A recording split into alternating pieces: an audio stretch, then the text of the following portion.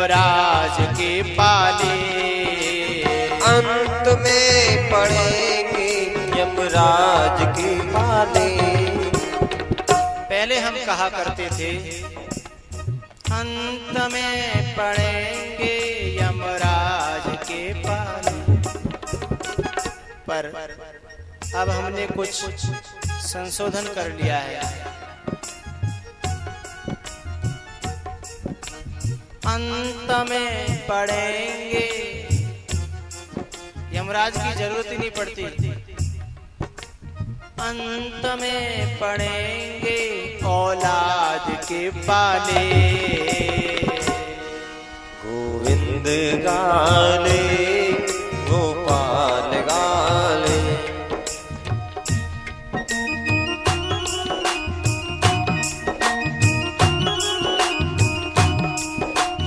अंत में पड़ेंगे, अंत में पड़ेंगे बहुअन के पाले। गोविंद गाले गोपाल गाले।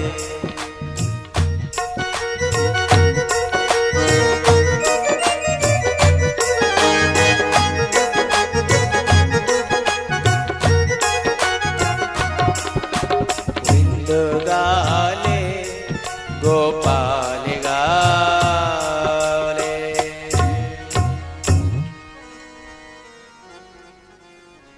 भोजन करत बुलावत राजा, नहीं आवत तजे बाल समाजा। चारों भैया थोड़े बड़े हुए गुरुजी के यहाँ पढ़ने के लिए गए और कुछ ही दिनों में अल्पकाल विद्या सब पाई। गुरु गृह पढ़न गए रघुराई।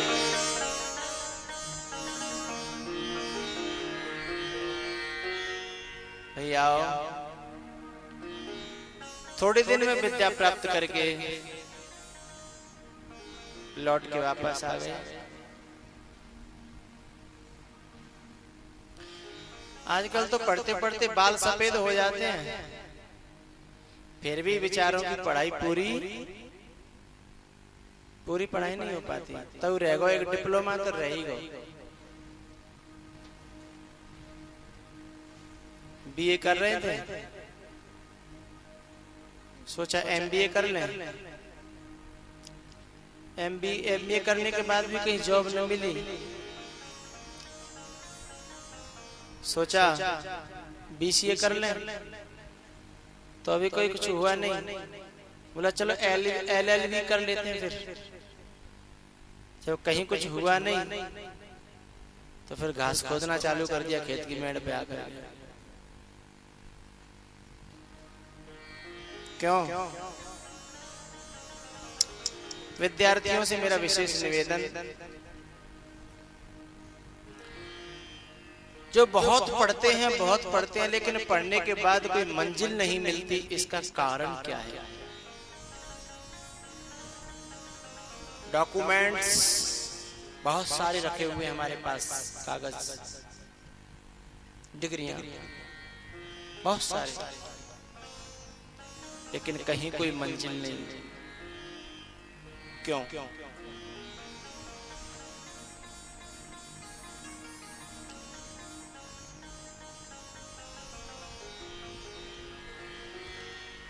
विद्या तीन वस्तुओं से हीन हो गई, इसलिए विद्या ने फल देना बंद कर दिया।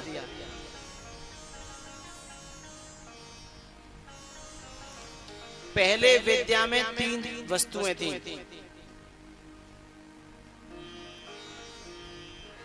विनम्रता,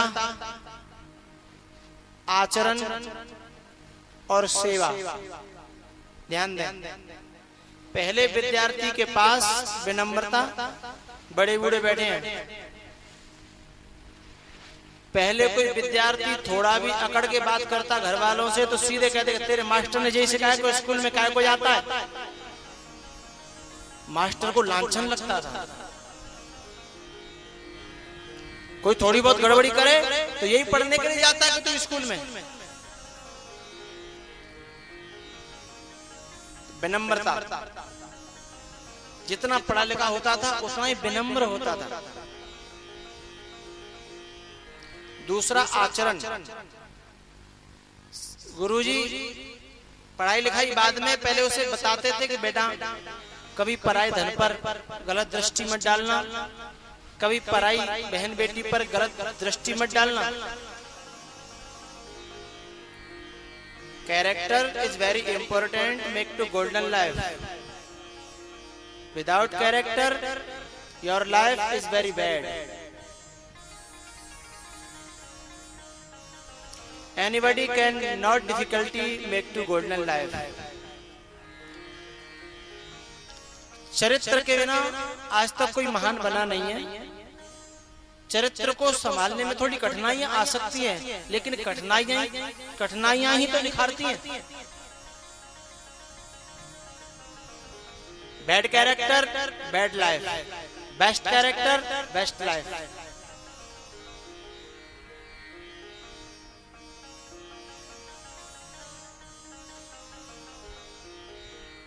जब व्यक्ति के जीवन में चरित्र आ जाएगा तो स्वतः उसके चेहरे पर, उसके अंग अंग में इस प्रकार का व्यक्तित्व निखरेगा कि सामने वाला अपने आप झुक जाएगा।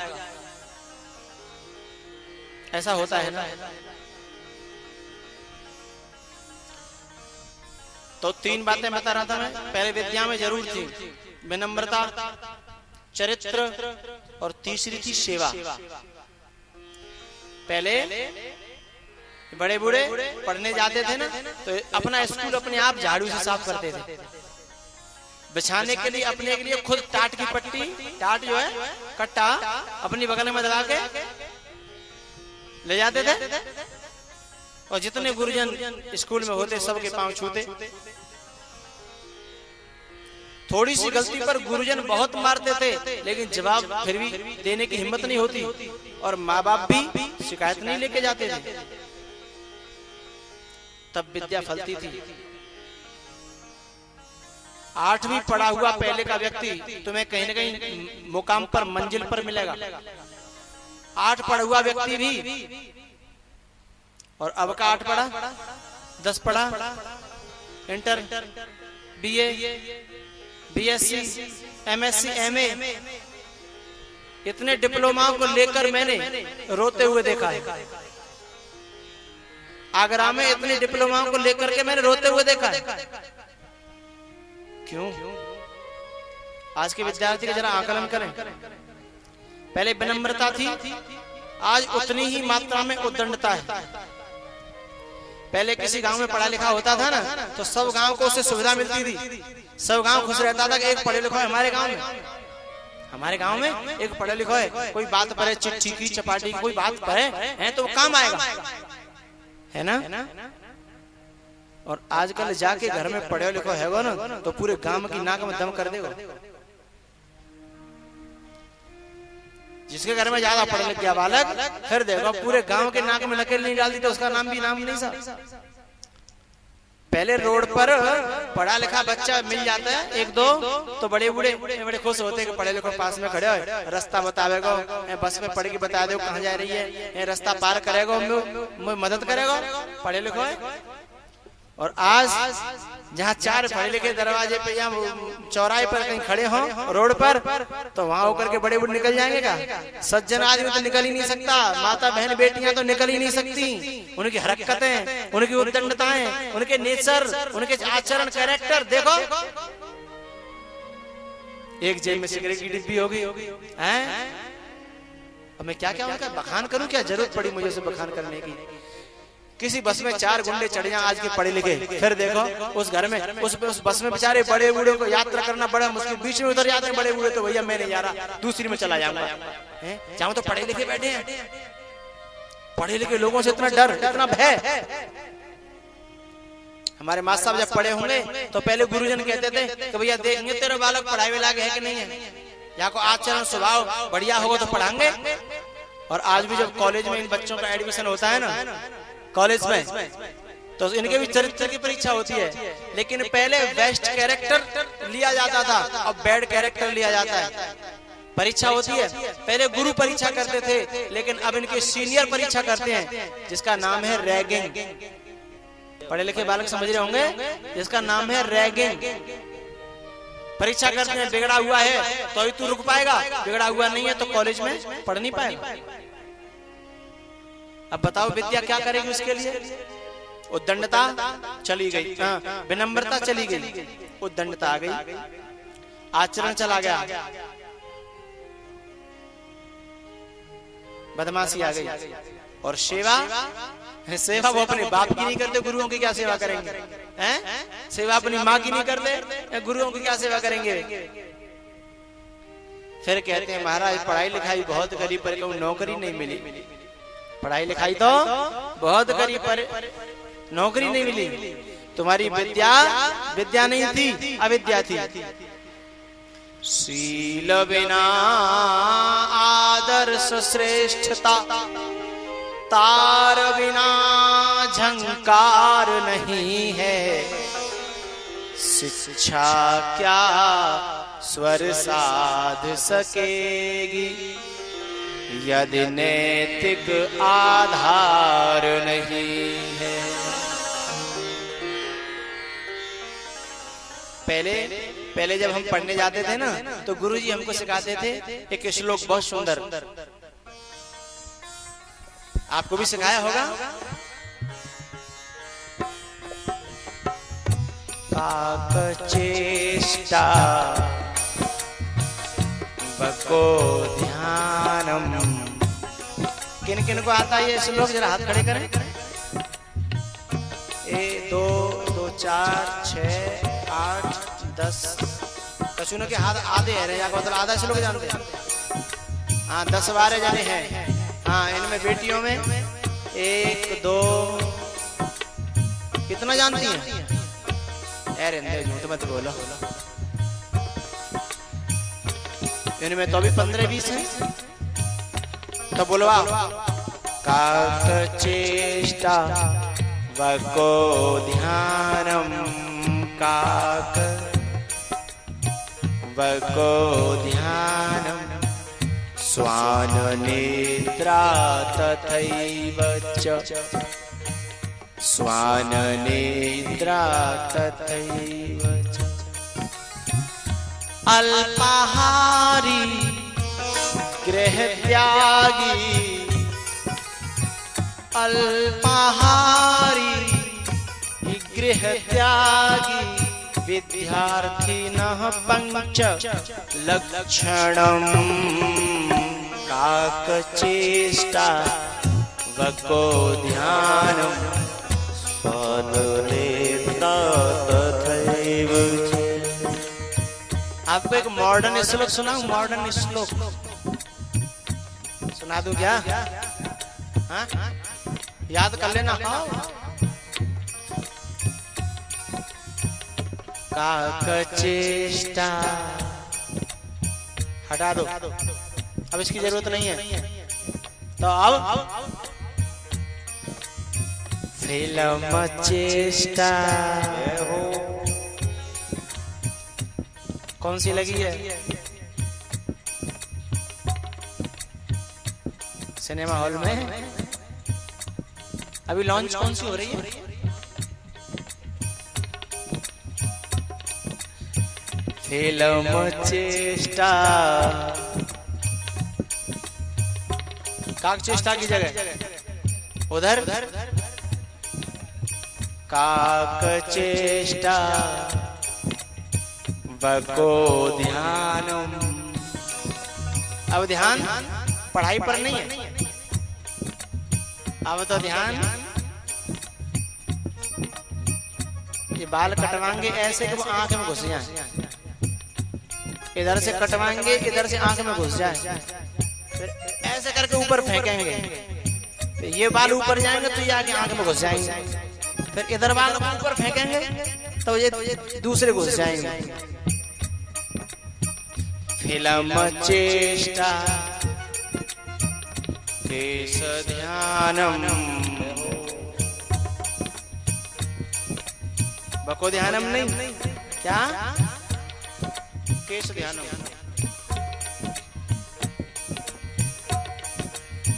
फिल्म चेष्टा केश ध्यानम स्वान निद्रा नहीं भैंस निद्रा तथैव च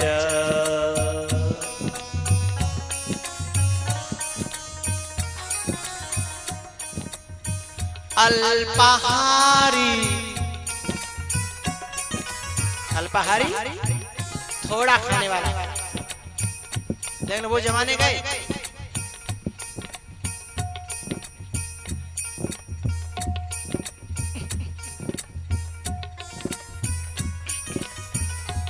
इधर भर लेंगे मोहड़े में, एक अते काम नहीं चला फिर जाकर लपटे में भर लेंगे।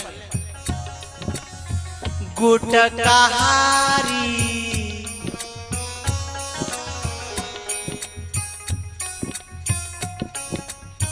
अल्पाहारी गृह त्यागी। विद्यार्थी को घर से बहुत मतलब कम रखना चाहिए, घर का त्यागी होना चाहिए। पर अब घर के त्यागी नहीं, काय के त्यागी हैं? गुटकाहारी धर्म त्यागी विद्यार्थिनः पंच लक्षणम् काकचेष्टा वको ध्यानम् श्वाननेत्रा तथैव च श्वाननेत्रा तथैव च।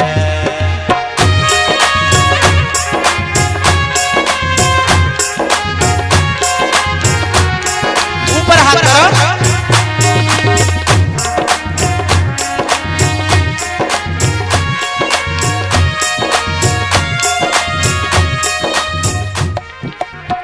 अल्पकाल विद्या सब पाई, अल्पकाल विद्या सब पाई, गुरु ग्रह पढ़न गए रघुरा।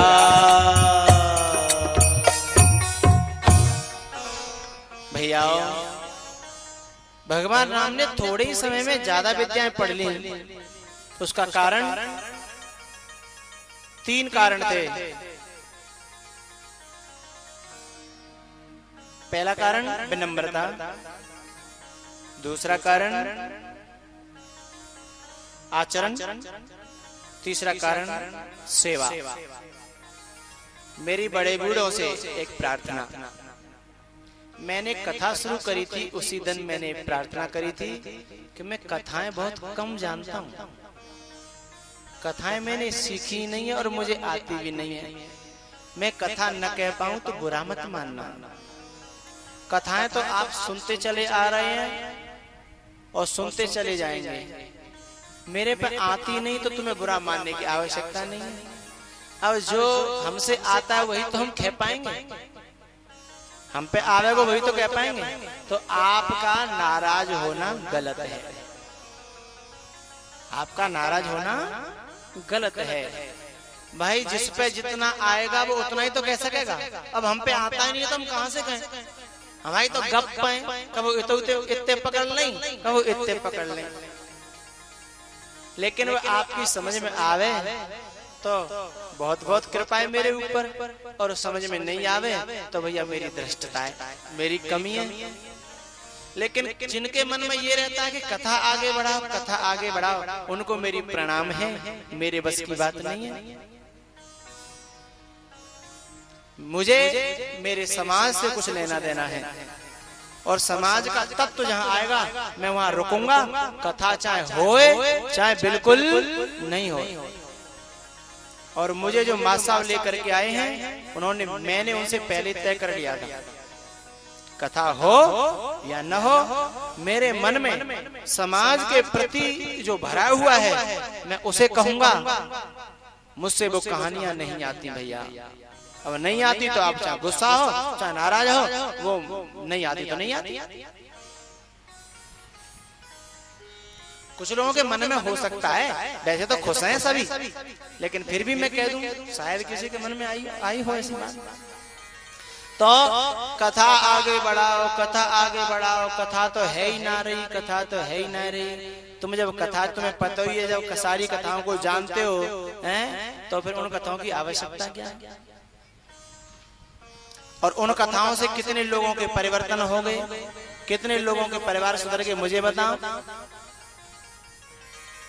मेरी प्रार्थना है भैया, समाज के तत्व और साधकों के हृदय के तत्व जो मेरे गुरुदेव ने मुझे दिए हैं, मैं प्रयास करूंगा कि तुम तक पहुंचे। भगवान राम विद्या प्राप्त करके आए, विश्वामित्र जी लेने के लिए आ गए, और विश्वामित्र जी के साथ में उनकी साधना की रक्षा करने के लिए प्रभु गए हैं। बच्चों से मेरा निवेदन, राम जी कहीं नौकरी ढूंढने के लिए गए थे क्या? बताओ, नहीं गए ना। राम जी का सिलेक्शन करने के लिए उस समय का सबसे बड़ा महापुरुष स्वयं उनके घर पे आया। समझ में आ रही है? विश्वामित्र उस समय के सबसे बड़े, दुनिया के सबसे बड़े महापुरुष थे, और वो स्वयं राम की उंगली पकड़ने के लिए घर आए। ऐसा क्यों हुआ पता है? ध्यान देना, जब कोई सेंध बाजरा के खेत में, मक्का के खेत में, या किसी भी खेत में जब कोई सेंध पकती है तो उस सेंध की खुशबू आती है कि नहीं? और ऐसी खुशबू आती है कि चलते हुए यात्री को रुकने पर मजबूर कर देती है। आदमी एकदम लंबी सांस लेकर के कहता है कि अरे यहाँ तो कोई सेंध पकी है ना। मैं ये बात क्यों कहना चाह रहा हूँ कि जब किसी भारत के नागरिक का, भारत के नवयुवक का जब चरित्र परिपक्व होता है, आचरण परिपक्व होता है, तो उसकी खुशबू सारे समाज में फैलती है, और उससे मिलने के लिए समाज के बड़े बड़े महापुरुष उसके घर आते हैं कि साहब फलाने का लड़का बड़ा सभ्य और आचरण वाला बताया, आप फलाने का नाती तो बहुत अच्छा है, बहुत आचरण का, स्वभाव का, और पढ़ाई लिखाई में बहुत ही योग्य सा। आदर हो गया कि नहीं हो गया? उसकी क्या फैली है? खुशबू। जैसे सेंध की खुशबू फैलती है, ऐसे ही चरित्रवान नागरिक की खुशबू फैलती है चारों तरफ। और जब चरित्रवान नागरिक की खुशबू फैलती है तो संसार के बड़े से बड़े उद्योगपति अथवा महापुरुष उसे स्वयं बुलाते हैं। ईमानदारों की पहले भी आवश्यकता थी और अभी भी आवश्यकता है। ईमानदार व्यक्ति अलग ही छट जाता है साहब समाज में, और दुनिया के लोग उस पर विश्वास करते हैं, ऐसा फलाने का लड़का बहुत ईमानदार है साहब। तो नौकरियों में भी उनकी आवश्यकता है, फैक्ट्रियों में भी उनकी आवश्यकता है, हर पद पे उनकी आवश्यकता है ईमानदारों की। एक बार खुशबू तो फैल जाए, उनके लिए लोग ऑफर देते हैं तो भैया आओ आओ आओ। और एक बार जिनकी कदर बिगड़ जाती है, एक बार जिनका चरित्र बिगड़ जाता है, एक बार जिनकी बात बिगड़ जाती है, रहमन बिगड़े दूध को मथे न माखन होए, हैं? फिर संभालना बहुत मुश्किल हो जाता है। तो राम जी को लेने के लिए स्वयं विश्वामित्र आए, वो खुद कहीं देखने के लिए नहीं गए, जॉब समाज की सेवा के लिए उनको चुना विश्वामित्र जी ने। पहुंचे हैं आश्रम पर, ताड़का आई है और एक ही बाण प्राण हर लीना। एक ही बाण में ताड़का का गोविंदा नमो नमः। फिर आया सुबाहु, उसका भी गोविंदा नमो नमः। फिर आया मारीच, ए भैया मैंने सुना है कि तुम्हारे क्षेत्र में लोग रामायण के बड़े होशियार हैं, यहाँ गांव गांव सत्संग चलते हैं, लोग बड़े बड़े योग्य हैं। तो मेरी भाषा को बहुत अच्छी तरह समझ रहे होंगे। पर मेरी एक बात समझ में नहीं आती कि ताड़का एक ही बाण में मार दी और सुबाहु एक ही बाण में मार दो। जब मारीच आया तो राम ने दुहात क्यों करी? एक ही बेल के तोमर आए, सुबाहु और मारीच ताड़का के। ताड़का को मार दिया, सुबाहु को मार दिया, इन दोनों के अग्नि बाण मारा। लेकिन जब मारीच सामने आया तो राम ने ऐसा बाण निकाला कि बिनु फर बाण राम तेह मारा, जिन बाण की नौका ही नहीं थी। क्यों भैया, मारीच राम को फूफा लगाते हो कि चाचा हो कि ताऊ हो कि कौन हो? रावण का तो मामा था, लेकिन राम का क्या लगता था जिसने इतनी कृपा कर दी, इतना पक्षपात कि ताड़का मार दिया कि बाण में, सुबाहु मार दिया कि बाण में, और मारीच आए तो ऐसा बाण मारा कि लगे नहीं जाए, कहूं चोट नहीं आ जाए। बाण की नोक पे धर के आराम से और सीधे लंका के पास पहुंचा दिया, समुद्र के पार। अब पक्षपात है कि नहीं है? तो जब कहते हैं कि भगवान तो सबके लिए समान है, भगवान कभी पक्षपात नहीं करते, साक्षात पक्षपात कर रहे हैं साहब। अब सबकी आंखों के सामने पक्षपात कर रहे हैं। या तो तीनों को ऐसे ही मारते या फिर तीनों को छोड़ते मारीच की तरह। पता है क्यों? संतों का ऐसा मत है भैया। मैंने परसों निवेदन किया था, कल बताया था कि ताड़का है वासना, सुबाहु द्वेष और मारीच राग, और विश्वामित्र संत है। इस संत के जीवन में भी ये तीनों विराजमान थे, वासना भी, राग भी और द्वेष भी। ये वासनाएं तो संतों को, साधकों को, गृहस्थों को, सबको परेशान कर रही है, लेकिन गृहस्थों को वासना कम परेशान करती है, संतों को ज्यादा परेशान करती है। इसका कारण ये है कि गृहस्थ वासना को समझ ही नहीं पाता कि वासना है क्या, और संत समझता है कि वासना क्या है, अविद्या क्या है, माया क्या है, और जो इसको जितना समझता है उसे उतना ज्यादा परेशान करती है। क्यों भैया, एक बात बताओ, तुम्हारे यहाँ गौड़ा और खैर के रोड पे है कि बदमाश जा रहे हो, और तुम अपने रोड जा रहे हो, वो बासाड़े में, तुम जा साड़े में। तुमने उनको नहीं पहचाना, उनने तुमको नहीं पहचाना, तो वे कुछ नहीं कहेंगे, चुपचाप निकल जाएंगे, तू अपनी गल जा, हम अपनी गल जा रहे हैं। लेकिन यदि तुमने उसमें से एक भी बदमाश को पहचान लिया तो फिर खटिया खड़ी कर देंगे तुम्हारी, और तुमने कह दिया कि मैंने पहचान लिया है तुझे। मेरी भाषा समझ रहे हैं कि नहीं? तुमने उन्हें नहीं पहचाना, उन्होंने तुम्हें नहीं पहचाना तो कोई बात नहीं है, लेकिन तुमने यदि किसी को पहचान लिया और कह दिया कि मैंने पहचान लिया है, तो फिर तुमको मुश्किल ही जिंदा छोड़ेंगे, क्योंकि फिर तुमसे उसको खतरा, बदमाशों खतरा हो जाएगा ना, यदि तुमने पहचान लिया तो ऐसे ही ये माया है, माया को जो पहचान नहीं रहा है उससे कुछ नहीं बोलती है, लेकिन जो माया को पहचान लेते हैं उनके पीछे पड़ जाती है कि तूने मुझे पहचान लिया है, तू मेरी पोल कभी भी खोल सकता है। इसलिए माया उसको जिंदे रहने नहीं देना चाहती है। तो भैया, ये वासना है, ये माया है। ताड़का मार दिया, सुबाहु द्वेष को मार दिया, लेकिन राग को नहीं मारा, मारीच को नहीं मारा।